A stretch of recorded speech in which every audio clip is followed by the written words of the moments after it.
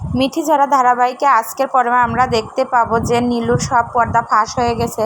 এখন সূর্য এসে নীলুর পুলিশের হাতে তুলে দেবে। আর নীলুর বৌদিরা তো সবাই নীলুর বিপক্ষেই থাকবে, কারণ এটা কারুরই পছন্দ না। দেখেন এবার নীলু কিছুতেই স্বীকার করছে না যে ওই এই কাজটা করেছে, কিন্তু সূর্যের ফোনে সব রেকর্ড করা হয়েছে। আগামী পর্বে আমরা দেখতে পাবো নীলুর বড় বিপদ। নীলুকেও সূর্য অ্যাকসেপ্ট করছে না, এবারে নীলুকেও চলে যেতে হবে। আসসালামু আলাইকুম guys, welcome back to my channel. দেখেন আজকে আপনাদের জন্য ফুচকা নিয়ে আসলাম।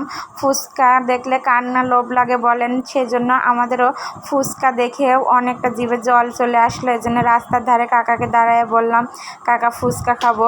দেখেন কাকা ফুচকা মাখাচ্ছিল, তা ভাবলাম আপনাদের সঙ্গে একটু শেয়ার করি যে কাকা কীভাবে ফুচকা মাখাচ্ছিল। দেখেন কি সুন্দর করে সব ঝাল মশলা দিয়ে, কাকাকে বলছিলাম বেশি বেশি করে ঝাল দিবেন, কারণ ফুচকাতে যদি একটু ঝাল না হয় তাহলে সেই ফুচকাটা খেয়ে মজাই হয় না।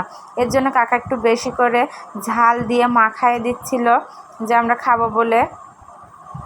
আর এই কাকার হাতের ফুচকাটা অনেক মজা, কারণ কাকা হাতে ভাজে ছোট ছোট করে, মচমচা অনেক সুন্দর।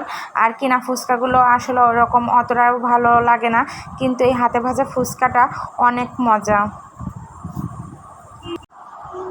আপনাদের হাতে ভাজা ফুচকা যাদের যাদের পছন্দ অবশ্যই কমেন্ট বক্সে জানাবেন ফুচকাগুলো কেমন হয়েছে। আসলে আমাদের কাছে এই ফুচকাগুলো অনেক ভালো লাগে, আমরা অনেকে মিলে এই ফুচকাটা কিনছিলাম।